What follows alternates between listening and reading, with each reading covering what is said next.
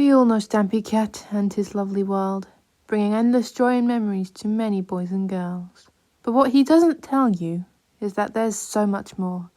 So here's a full retelling of Stampy's lovely lore. Episode 1. The very first day that Stampy ever had in his lovely world. Original upload date, 19th of May, 2012. Stampy created his lovely world and ventured forth to find a suitable place to build a home. On his first night, he dug into a cave, planning to sleep there for the night before being woken up by a zombie attacking him. He started building a little hut out in the middle of the woods. However, he quickly scrapped it and started work on his soon-to-be home. Along the way, he found his very first dog, and what would be the first in a very long line of dogs indeed. He managed to tame him and named him Gregory. For the short time they spent together, Gregory was a loyal, if a little cheeky, dog. He loved Stampy. Unfortunately, one night, Gregory was accidentally locked outside, and a skeleton managed to hit him.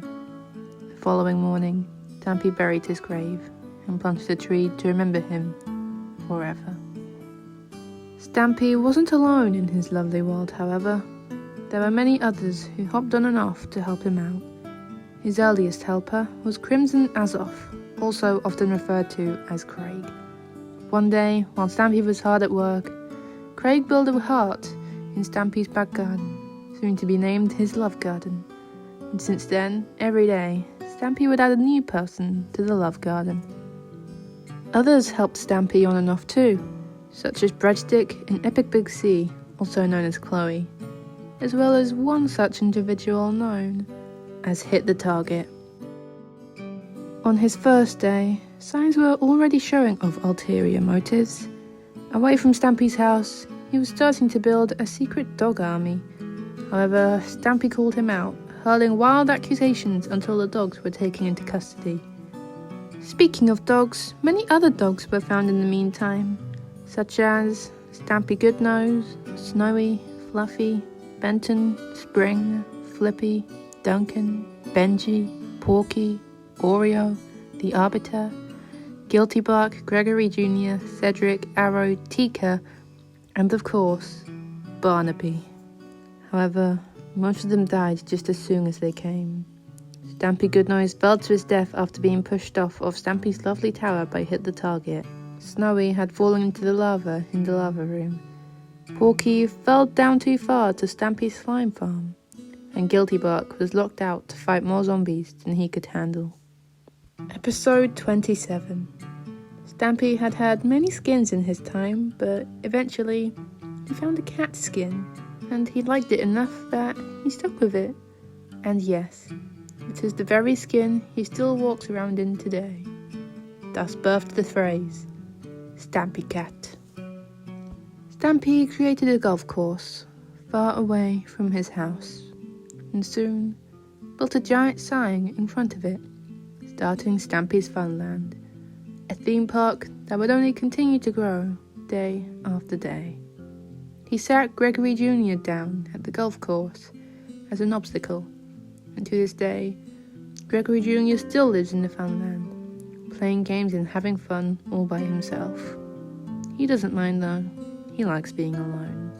One day, Stampy was mining just below his house when a helper had alerted him. Hit the Target was attacking.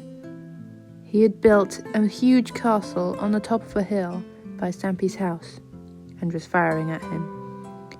After a long, hard battle, Hit the Target tried to escape down a tunnel, but Stampy managed to defeat him, leaving only his flaming, ghostly figure behind. Lucky, however, got caught in the commotion. She was set on fire trying to attack Hit the Target and perished in the tunnel. Stampy blew up Hit the Target's castle, hoping this was the last he'd ever see of him. Oh, how wrong he was.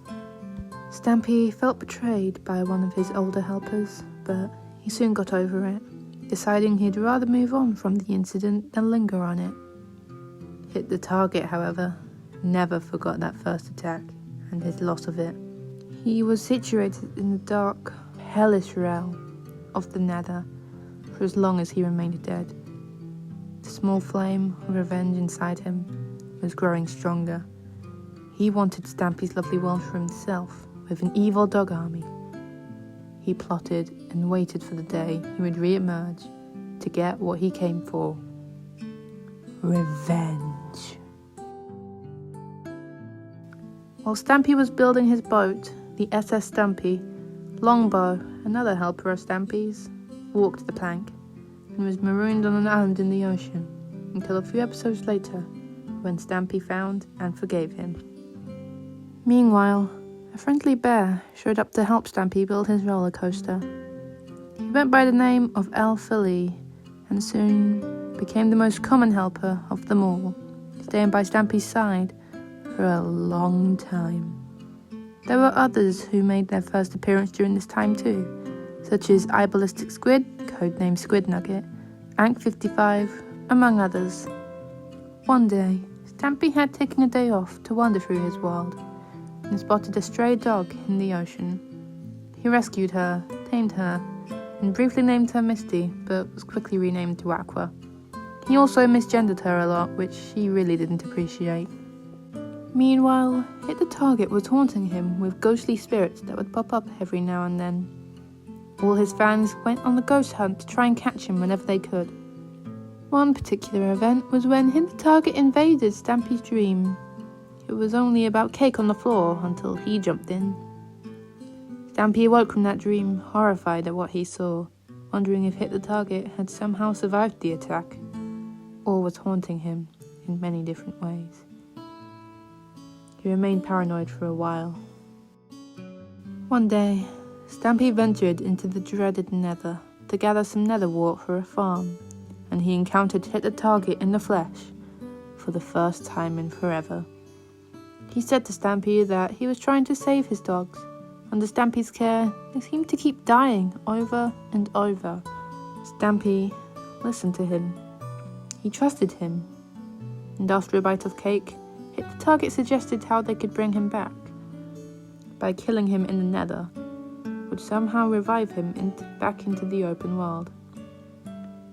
So Stampy killed him in the nether, and he was brought back to life in Stampy's lovely world. But little did Stampy know that it was a lie, a trick to get back in his world and back on his game. Hit the Target laid low for a while, constructing his temporary base and slowly plotting for the next step of his plan. Stampy started building a tree helter-skelter in his funland with his oldest friend, Craig. However, Cedric, the dog closest to Craig, had fallen from the tree and perished. Craig believes Stampy was to blame and left Stampy's lovely world, never to return. Episode 79 was the first where Stampy had a cake for his breakfast. Lee had generously offered it to him, and he graciously accepted, soon discovering the beauty of the cake. And since then, he has almost always had the cake for breakfast, and sometimes even for lunch and dinner as well. Stampy then built a rocket ship that took him to the moon, and he planted his flag there on the surface. He also found some Martians that lived there, soon to be named his lunar friends.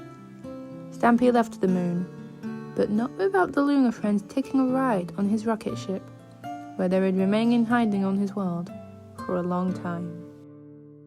Stampy then built the first of many buildings in his town, a hot buns to house his favourite food, cake. But near the end of the building, Barnaby sniffed out something, and Stampy followed him. Up until this point, the dogs were slowly disappearing until Barnaby was the only one left. Barnaby had sniffed the rest out. Hit the Target had captured them and revealed he was just as evil as he was before. Stampy snuck into his base and set his dogs free and went after Hit the Target, who had gone to get milk. During this, Stampy fell down a trap by Hit the Target. He clambered out with his dogs and then saw a sight he didn't know how to comprehend. He saw a second Stampy, who chased Hit the Target down with a bow and arrow, leaving our Stampy stunned as to what and how that happened, or if it even did. Little did he know that he would find out very shortly. Episode 100. Cat to the Future. Stampy had created a machine that could make the world's tastiest cake. However, he ate it all in one. He then had the plan to go back in time and eat it all over again. However, Squid had accidentally pulled the wrong lever, and instead of sending Stampy just a couple minutes into the past, he was accidentally sent 5 million years into the past. Before he had found this land, back when dinosaurs still roamed the earth, he had no clue what to do. All of his creations were gone, none of his friends were here, and he was being chased by dinosaurs. He was scared, but he had one idea that was so crazy that it just might work. He tried to freeze himself in ice, hoping he would wake up in his home timeline. Thousands of years passed, and that cat remained trapped in the ice for a long time, and Stampy eventually was thawed unfrozen. Back in his original lovely world, he rushed to his house, only to find hit the target with a bunch of his dogs, looking down a hole. He realized that he was the other Stampy he had seen, that he had traveled back in time, and it was him that was chasing down Hit the Target. He chased after him, trapping him in his jail in his own house.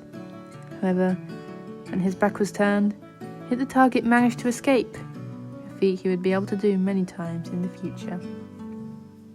Speaking of the future, Stampy went to his secret base, to his time machine, to send himself back to the right time. He made it just when he had started his day, and went into hiding for a very short while. He re-emerged later, and told his friends all about his crazy time travel adventure. Stampy may have felt like this journey was a lot for him, but really, it was barely just the beginning.